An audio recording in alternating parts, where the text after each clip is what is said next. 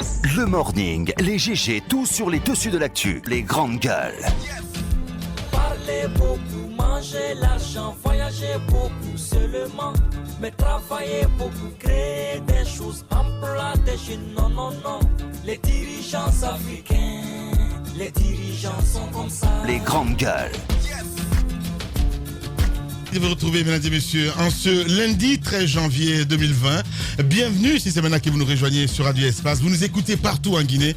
Merci à ceux qui nous écoutent du côté de Cancan sur 99 en modulation de fréquence.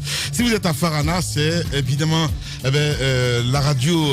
Quelle radio s'agit-il? Bambou FM, évidemment, qui nous relaye de ce côté. Bienvenue à ceux qui nous rejoignent du côté de Kindia. Merci de votre fidélité, mesdames et messieurs. Plusieurs moyens s'offrent à vous, évidemment, pour intervenir, interagir sur nos sujets. Soit vous partez sur Twitter, hashtag Espace GG, sinon l'autre numéro de téléphone qui s'affiche juste en bas de l'écran. Si vous nous écoutez à la radio, le 00224 657 39 13 13. Avec plaisir, nous allons prendre en compte vos messages dans cette émission Les GG. À la une, la crise politique guinéenne entre dans une phase critique, en cause notamment la question d'une nouvelle constitution. Après une série de 8 manifestations à Conakry et dans quelques villes de l'intérieur du pays, les opposants à l'établissement donc d'une nouvelle constitution susceptible d'ouvrir la voie à un mandat de plus à l'actuel chef de l'État Alpha Condé appellent à la résistance active et permanente à compter de ce lundi 13 janvier 2020 sur toute l'étendue du territoire national. Le FNDC, le front qui porte ce combat, assimile donc la déclaration faite par le président de la République le 19 décembre 2019 à un coup d'État constitutionnel. Un climat pesant règne sur Conakry depuis quelques jours et les discours venant de différents camps donc ont eu pour effet d'en rajouter donc à la psychose. Comment le FNDC envisage-t-il cet appel à la résistance active? Quel dispositif sécuritaire prévu donc à cet effet? En direct ce matin chez les GG, Koto Selou, il faut le dire, et là Selou Dianen Diallo, président de l'UFDG, et monsieur Damanta Albert Camara, ministre de la Sécurité et de la Protection civile, ils seront en direct ce matin chez les GG sur Radio Espace Guinée. Et puis ce deuxième sujet, le verdict attendu donc demain dans l'affaire Eli Kamano devant le tribunal de première instance de Zérékoré. L'artiste engagé donc et 12 membres de son staff ont été arrêtés en décembre à Guékédou alors qu'il tentait d'organiser donc un concert dans le cadre des festivités de fin d'année. À quoi peut-on s'attendre à l'issue de ce procès? Maître Mohamed Traoré, avocat d'Eli Kamano, il sera en direct ce matin chez les GG et d'autres sujets évidemment viendront s'ajouter à tout ceci pour votre plaisir en ce lundi. Bienvenue Ahmed Kamara, bonjour. Bonjour Lamine.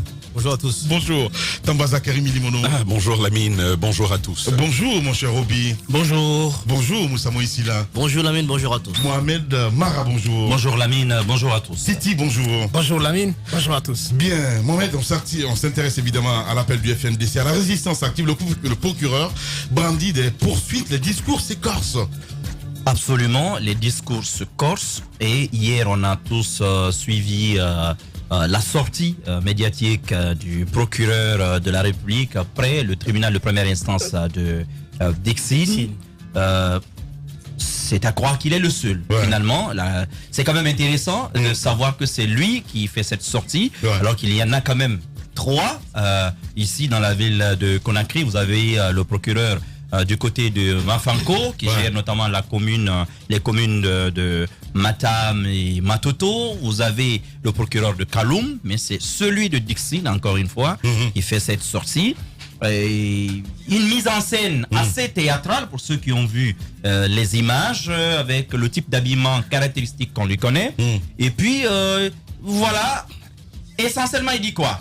J'ai entendu plein de discours depuis quelques jours. Il y a plein de communiqués. Il y a des discours pleins de haine et menaçants contre la stabilité des institutions, des témoignages contre la stabilité des institutions.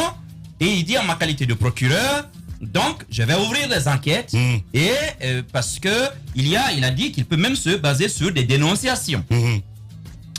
Dans un pays comme celui que nous a légué Ahmed Sékou Touré, un pays de tradition, j'aimerais dire française, où la délation est une pratique quotidienne, lorsque le procureur veut s'appuyer sur des dénonciations, c'est vrai que la loi, je le reconnais, la loi lui en donne le pouvoir. C'est vrai, l'autorité, mais je me pose des questions. Pas plus tard qu'il y a 4 ou 5 jours, on parlait sur ces mêmes antennes du meurtre quand même assez froid de 2 adolescents. dont une fille à Ouais. peine Ouais. en pleine adolescence qui a reçu une balle en plein cœur. Ouais. On n'a pas entendu monsieur le procureur. Ouais. Entre octobre et novembre, c'était quand même pratiquement un quart de centaine de morts. Ouais. On n'a pas entendu monsieur le procureur. Depuis 9 ans, c'est quand même plus de 120 jeunes qui sont tombés dans les manifestations. On n'entend pas monsieur le procureur. Ouais. Il y a plein de plaintes. La plupart des plaintes sont justement sur sa table. Parce que celui qui a traité de toutes ces plaintes, il n'y a aucune suite. Mais aujourd'hui, il vous souviendra que depuis le début de ces manifestations, et même avant ces manifestations contre un éventuel troisième mandat, c'est quand même le procureur qui se fait le plus entendre Ouais. et qui sévit le grande plus. gueule. On a l'impression qu'il est devenu un peu le procureur attitré de ce projet de nouvelle constitution. Je pense qu'il est dans son droit, lorsqu'il y a des discours haineux, quels que soient les camps, de poursuivre. Nous-mêmes, nous pourfendons ici à longueur de journée des propos parfois même de gens qui se réclament du FNDC. Nous ne sommes pas du tout d'accord lorsque les gens appellent à la violence. Mais je me dis Les grandes qu'il ne peut gueules. pas y avoir de deux poids, deux mesures. Je suis parfaitement d'accord Ce avec qui toi. s'est passé Mohamed. lundi dernier à Cancan, Ouais. mais c'est d'une gravité mais extrême. Extrême, ouais. Vous avez vu une seule personne arrêtée du côté de Cancan et répondre. Des commerces pillés, un siège de partis politiques vandalisés. Absolument. Des habitations. Des habitations parties. Mais qu'est-ce qu'ils... On n'a pas entendu ces procureurs. Ouais. Alors, moi je me dis aujourd'hui, si vous voulez, parce que nous recherchons tous la paix pour notre pays, si vous voulez cette paix-là, il faudra qu'il y ait un minimum de justice.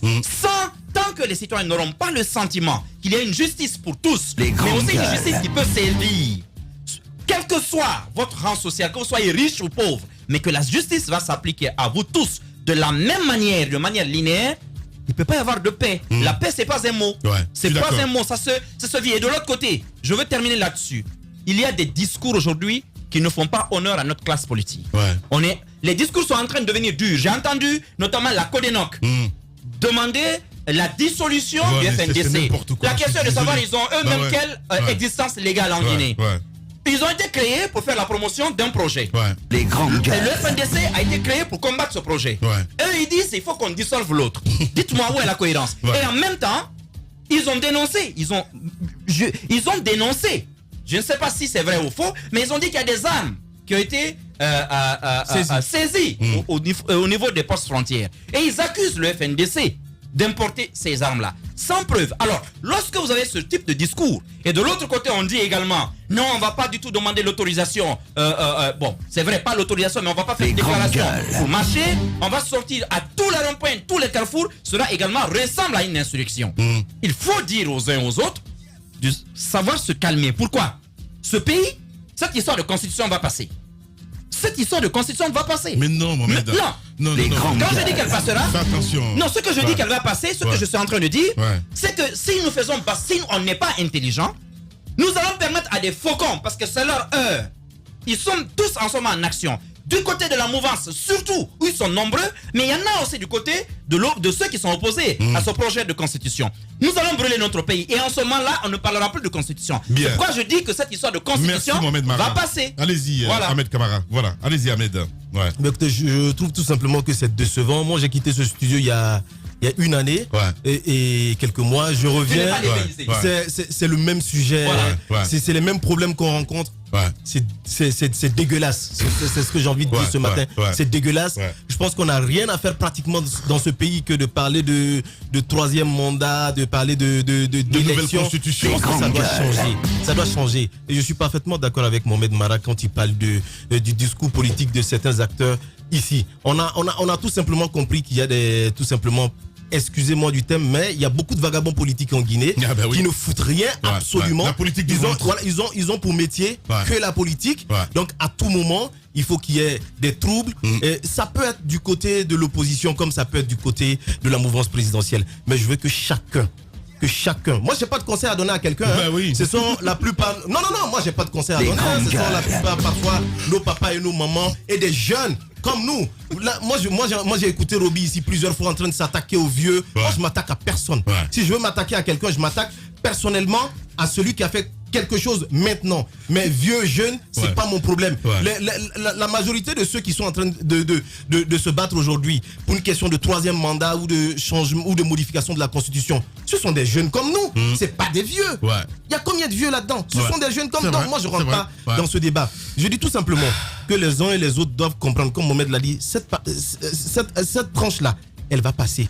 Mais quand elle va passer, nous serons en Guinée ici avec sûrement peut-être des élections qui seront organisées, parce que pour l'instant j'estime que le président, même si il a montré son intention, des signes de vouloir briguer un autre mandat, mais il ne l'a pas encore dit clairement. Donc je sais pas ce qui peut arriver dans quelques mois, d'ici la fin de cette année. Mais ce qui reste clair, moi je ne suis pas Mandela. Si je suis aujourd'hui un acteur politique et que je décide de briller la magistrature et que je suis à la magistrature, à la tête de ce pays, je vais même pas cacher mes intentions de ne pas pouvoir travailler avec certains acteurs dans ce pays parce qu'ils sont sales. Ils sont très sales. Moi, j'ai pas envie de collaborer avec des gens qui sont à tout moment là pour défendre même ce qui n'est pas défendable. Qu'est-ce que ça veut dire exactement? On apprend à ce genre de situation. Je pense que ça devrait s'arrêter. À un certain moment, on dit non, en politique, il n'y a pas d'honneur. C'est faux. Il y a l'honneur. À un certain moment, il faut se respecter. Vous avez des enfants, même s'ils ne sont pas là. Mais ces enfants-là, vous les représentez même dans 3 ou 4 générations. On dira oui, son père a été ceci dans ce pays. Quand vous réfléchissez à cela, quand vous pensez à cela, je pense que en commettant ou en sortant de votre bouche certains propos, il faut quand même faire très très attention. Mais je pense que ça n'a aucun sens dans ce pays, mais ça pourrait les rattraper. Et moi, je serais partisan de ceux qui soutiendraient qu'il y a aujourd'hui des cadres dans ce pays, même s'il y a un changement de régime, que ces cadres-là ne peuvent plus participer à la gestion. Je serai partisan de ceux qui diront cela, parce que ces personnes n'auront plus leur place dans ce pays. Si Mandela l'a accepté, il est Mandela. Celui qui n'acceptera pas, c'est pas un Mandela. Être Mandela, ça dépend. Moi, je ne suis pas un Mandela. S'il y a une politique pareille de la part d'un acteur politique, franchement, je le soutiendrai sans arrière-pensée. Voilà, sans embâche. Allez-y, Moussa Moïsi, là, de retour. Oui. Moi, je trouve que... je sens qu'il est complètement abattu ce matin. Hein. Non, mais écoutez, je trouve quand même... Vous savez, on ressasse toujours la même chose. Hein. C'est toujours la même rengaine, même lorsque vous avez envie de passer à autre chose, vous vous rendez bien compte que vous discuterez du même sujet. Et quelquefois, j'ai comme l'impression dans ce studio que je suis en train de me répéter. Je dis, mais je n'avais pas dit ça hier, avant-hier. Je n'ai pas dit ça le mois dernier. Mais parce que, voilà, c'est comme ça, tout est prévisible. Mais je trouve que le régime Condé a porté les germes du FNDC et de toute cette contestation et a engendré tout ce à quoi nous assistons aujourd'hui. Lamine, le président a donné l'occasion à des partis politiques, à des leaders politiques qui auraient été comme ça aujourd'hui dans une sorte de joute électorale, en train de se boxer, entre guillemets, en train de se lancer des diatribes et autres. Mais il a donné l'occasion à ces leaders qui devraient être des adversaires politiques, il leur a donné l'occasion de se réunir, de se donner la main. Il leur a donné l'occasion de s'unir. Il a donné l'occasion à d'autres forces, parce que ce pays est un peu de frustré. Non, non, même si l'union de façade, mais le fait qu'il puisse parler au nom d'une même voix pour un temps, ça fait des dégâts. Lamine, il faut le reconnaître. Qui est à l'origine de tout cela? C'est lui qui leur a offert cette opportunité. Il a donné également l'occasion à certaines personnes frustrées de pouvoir s'exprimer, de reverser tout ce venin, tout ce qu'ils ont sous le cœur depuis des années. Il leur a donné l'occasion de le faire maintenant. C'est lui qui est à l'origine de tout cela. Moi, je veux dire, il y a une chose à faire pour l'histoire, c'est de comprendre que tout ce que nous commettons, tout ce que nous posons comme acte, nous serons jugés en fonction de cela demain. Il ne faut pas regarder l'instant présent.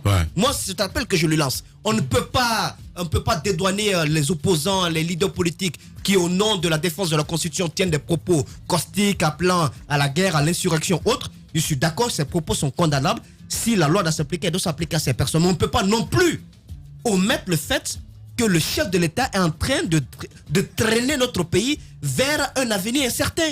Nous sommes aujourd'hui dans une autre dimension de la lutte.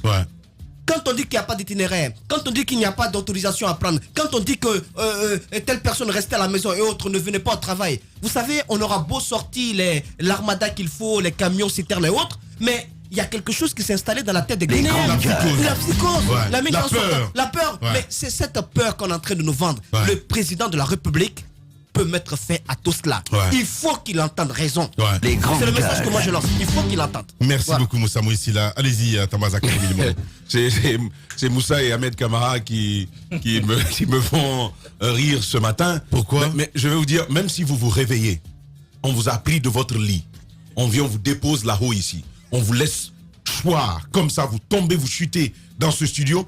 Lamine, tu dis bonjour Tamba, je vais dire bonjour. Oui, à toi la parole. Je vais dire le dialogue politique guinéen et je serai dans Les grandes gueules.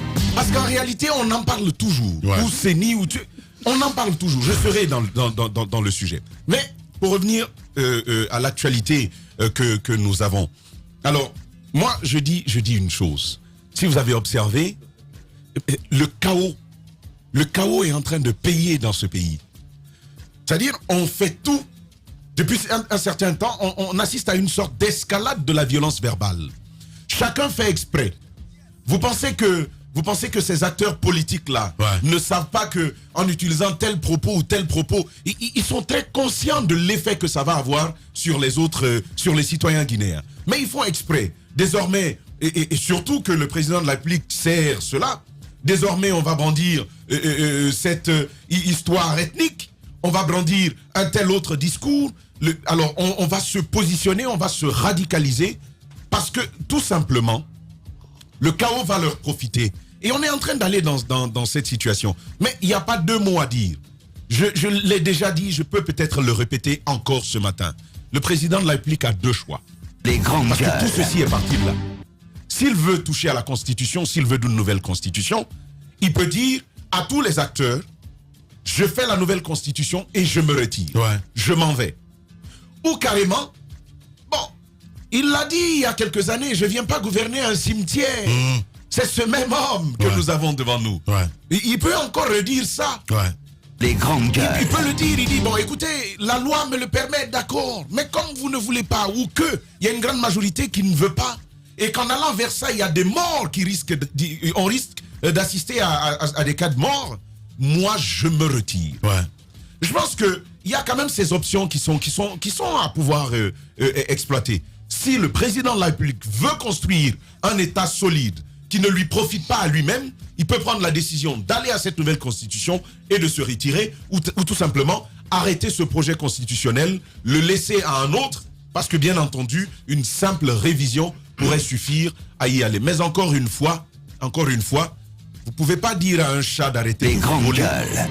lorsque à côté le Sumbara continue de sentir. Les choses sont liées. Bien. Tambaza Karimi Limono. Allez-y, Abaka. Ben, je pense que on a touché, Ouais. on a atteint le point culminant de Ouais. la crise Ça veut dire on a politique touché le guinéenne. fond, quoi. Non, j'espère, c'est ce que je voulais dire, non. J'espère qu'on ne va pas toucher le fond. Je l'espère. Ouais. Pour le moment, nous sommes quand même au point culminant, Ouais. au pic de la crise sociopolitique que nous connaissons, que nous traînons tel un boulet au pied depuis 10 ans. Ouais. Parce que nous avons passé 10 ans à gérer des crises, à aller des crises sociales en crise politique, etc., etc. On n'a pas pris le temps nécessaire pour s'occuper des questions de développement. Ouais. Je ne dis pas que ce régime n'a pas de bilan, mais ce régime a claqué l'essentiel des grandes deux gueules. mandats du président de la République dans la gestion des conflits, dans la gestion des crises. Ouais. C'est malheureux. Ouais. Monsieur Alpha Condé, Plus de 2 ans. Monsieur Alpha Condé n'a pas été élu. Les Guinéens ne l'ont pas porté au pouvoir pour gérer Les crises. ces situations de crise. Ouais. Parce que on l'a porté à la tête de notre pays pour faire en sorte qu'il n'y ait pas de crise, pour faire en sorte que l'autorité de l'État s'exerce, mais pour faire en sorte aussi que les libertés individuelles et collectives s'expriment dans leur plénitude. Cela n'a pas été le cas depuis 10 ans. Je suis triste Ouais. de constater que depuis quelques jours, mais il y a un climat pesant, un climat de psychose. Ouais. Nos compatriotes ont peur. Ouais. Mais J'ai écouté les émissions ce matin, j'ai discuté à 5 heures avec du matin. des amis, Juste incroyable. des amis. Bah ouais. J'ai discuté depuis 2 jours, depuis 48 heures avec des amis Ouais. qui Les sont grandes gueules. dans la zone de l'axe, mais qui sont obligés, pour certains, de déménager en fait. Ouais. Je sais pas, ils deviennent comme des réfugiés dans leur propre capitale. Ouais. Mais ils quittent leurs habitations, ils laissent tout, ils vont dans d'autres zones où voilà, on peut enregistrer moins de soubresauts. Ouais. Mais tout ça est triste pour notre pays. Qui est à la base de tout cela? Qui est à la base? Quelle est la situation qui est à la base de tout ça? C'est ce débat, cette question de nouvelle constitution. Je pense que Et cela est arrivé il y a quelques jours du côté de la France.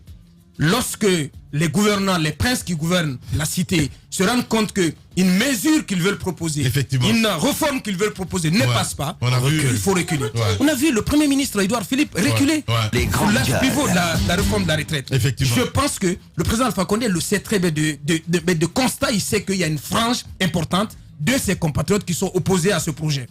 Moi, je dis simplement un raisonnement basique.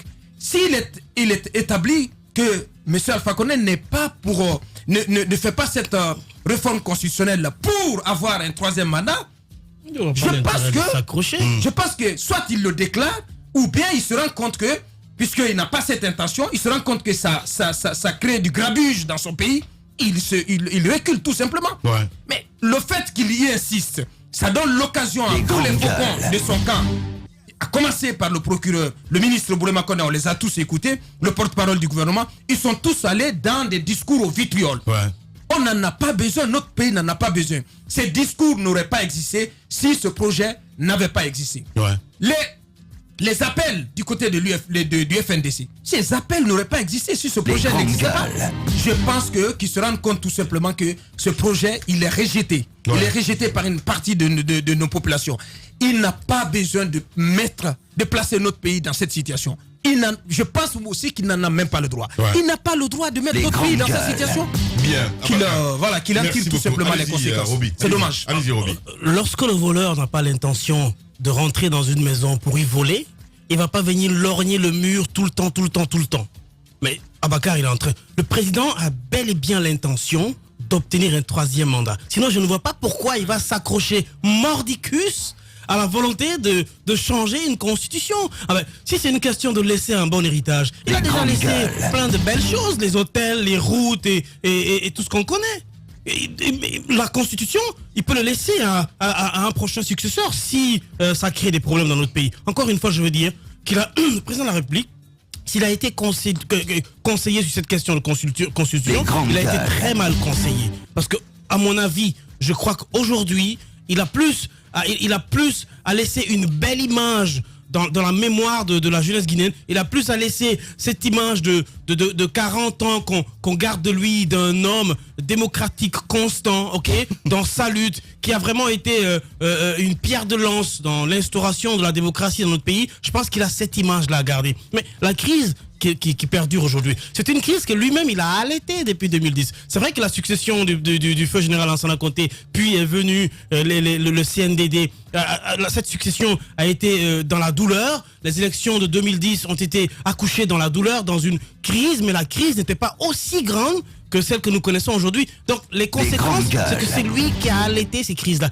Et moi, ce qui me sidère aujourd'hui, c'est que lui-même, il a porté le costume du discours sectaire comme les opposants. Lorsque le président de la République sort et dit qu'il galvanise sa troupe, quand il dit n'ayez pas peur d'eux, n'ayez pas peur de qui?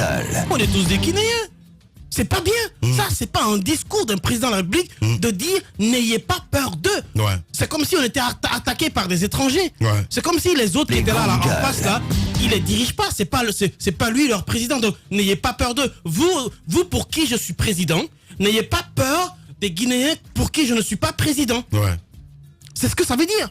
Et lorsque les opposants eux-mêmes, comme Cellou Dalein Diallo, qui à son siège dit que le président a une haine contre les Peuls, non, il faut le dire. Il faut pas avoir mal à la tête. Vous savez, dans ce pays, l'erreur qu'on a fait dans ce pays et qu'on continue de faire, c'est de ne pas mettre le doigt dans la plaie. Pour une fois, creusons l'abcès. Disons les choses, même si ça fait mal. De toutes les façons, on est à un niveau où on est sauf, où on crache. Oui. Non.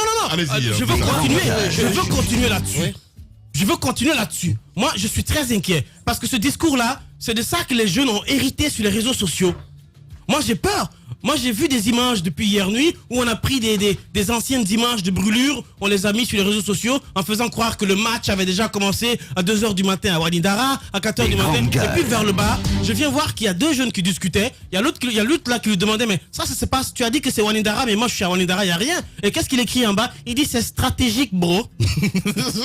Vous comprenez? Non, c'est pas possible. Non, si. Vous imaginez un peu là. Non, vous semblez trouver ça, mais c'est dangereux. C'est dangereux parce que ça prépare les esprits. Mais Ça justement, prépare les c'est esprits. pas notre rôle aussi de relayer cette information Oui, à mais l'antenne. on ne relaie pas, Voilà, ben on si, les c'est utilise. des- Non, c'est pas une façon de relayer, c'est une façon de les utiliser et de dénoncer la pratique.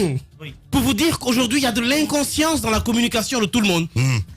Bien. Vous savez, dans ce Allez-y. pays, dès qu'on commence un discours, on dit non, Ouais, c'est ouais, sensible, c'est c'est ça. sensible. Allez. Voilà pourquoi ce pays a du Merci, mal Roby. à un certain niveau à évoluer.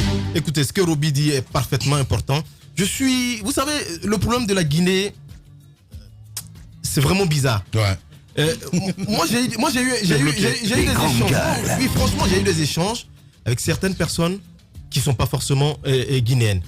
Mais vous savez, cette mentalité-là même existe à l'étranger, où on vous dit, non, il y a une communauté qui est ciblée. C'est dommage. C'est dommage. Même à l'extérieur, je vous dis que c'est comme ça que c'est analysé. Et franchement, à la lueur où vont les choses, parfois on se pose la question. Personnellement, je ne pense pas que ce soit le cas. Ce n'est pas le cas.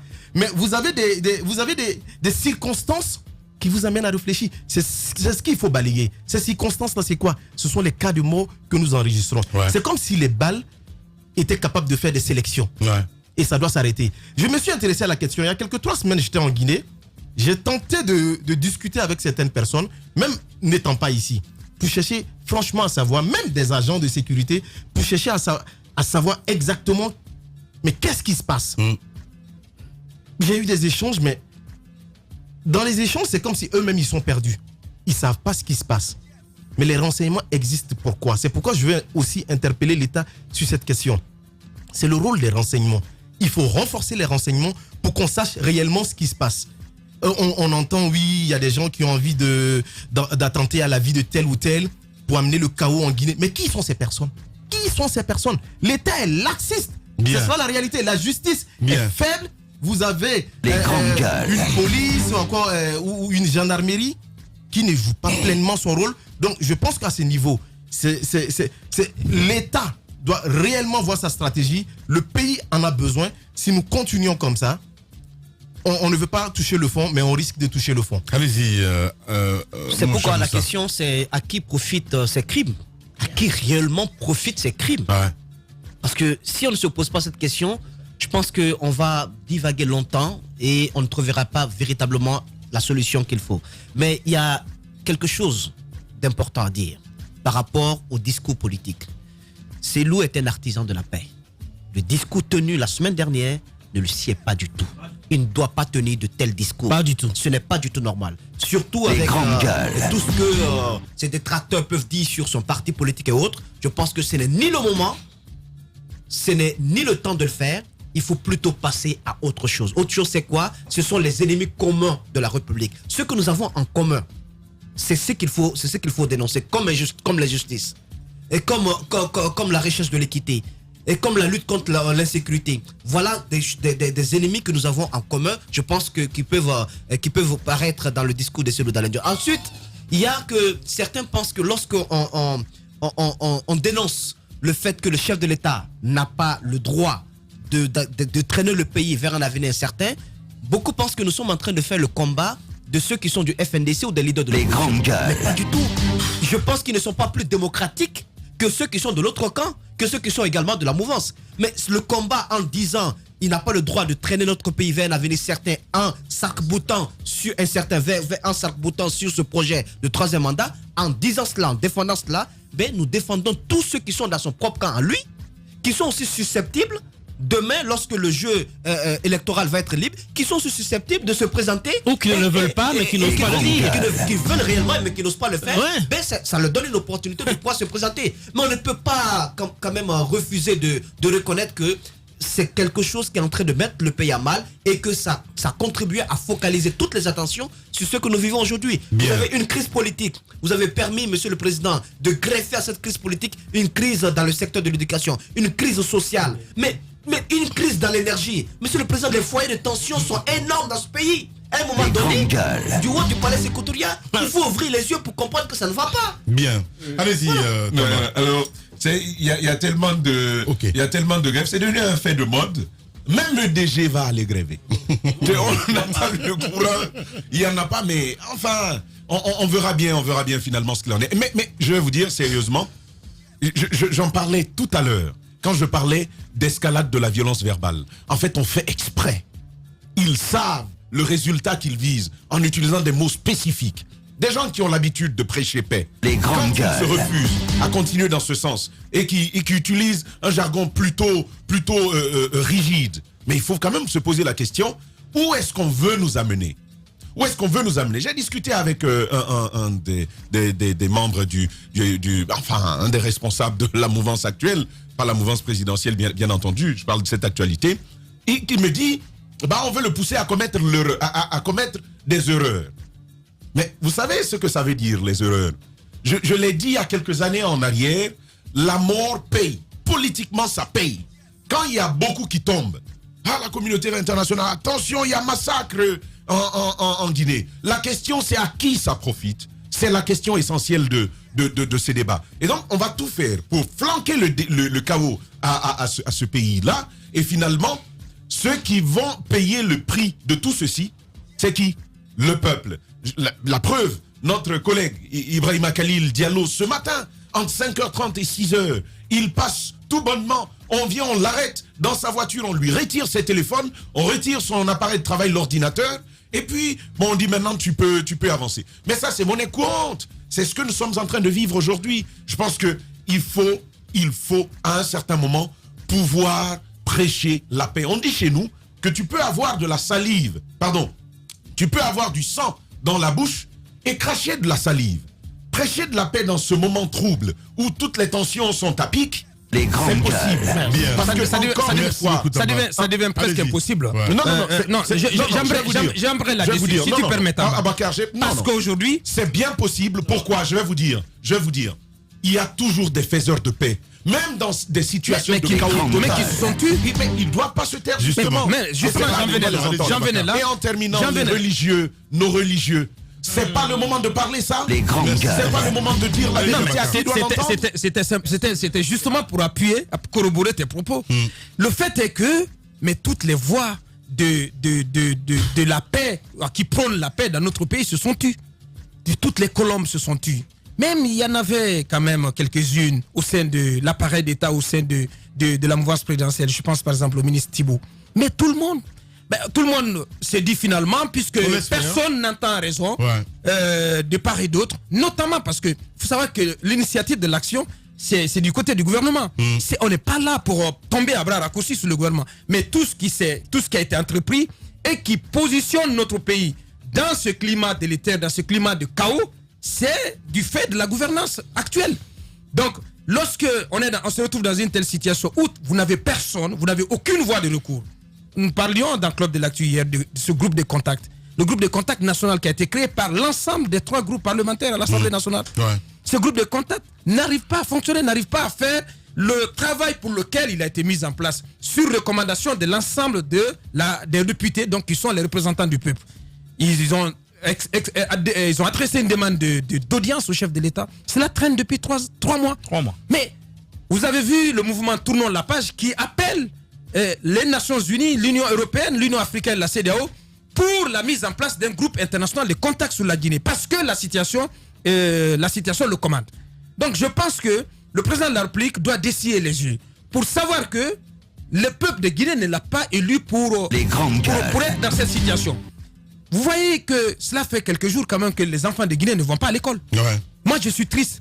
Je suis triste de savoir que depuis quelques années, depuis 3 ans, on n'arrive pas à gérer cette crise syndicale avec Aboubacar Souma, ce qui occasionne des perturbations dans le secteur. Allez-y, Mohamed Mara. Est-ce qu'il est encore possible de prêcher la paix? C'est une chose que de prêcher. Mais il y a des fondamentaux si l'on veut ériger l'édifice de la paix. Or, pendant des années ici, nous l'avons dénoncé. On a laissé la classe politique s'attaquer à ces fondamentaux. Vous vous rappelez nos sorties ici contre la politisation, par exemple, d'une entité comme les Sotitiamo? Tout a commencé là. On a laissé le chef de l'État politiser ce type de force, les Kuntigi et autres, à les remplacer. Pas que lui, pas que le chef de l'État, par ailleurs, sur les coordinations et les Sotitiamo. J'ai commencé par les Sotitiamo parce que c'est là où ça a véritablement commencé au départ. On est venu aux coordinations, les Kuntigi, et nous avions dit quoi? attention, on est en train de toucher à tout ce qu'on a comme repère.